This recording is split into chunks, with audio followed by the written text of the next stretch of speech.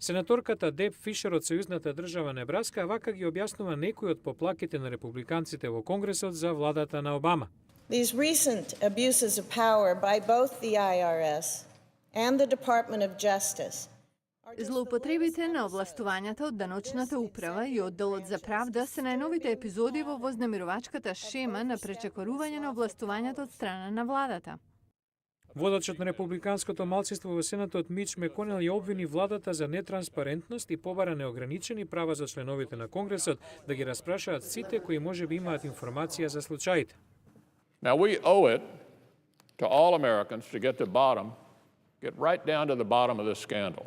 Им должиме на американците да дојдеме до комплетната слика, до коренот на овој скандал и да ги земеме на одговорност сторителите.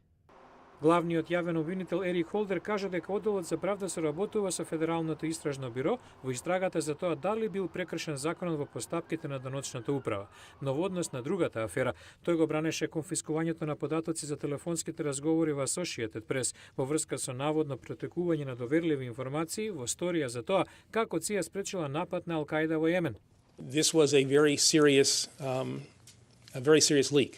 Ова беше сериозно протекување на информации. Јас сум обвинител уште од 1976 и можам да кажам дека овој е едниот од двата најсериозни случаи досега за кои јас знам.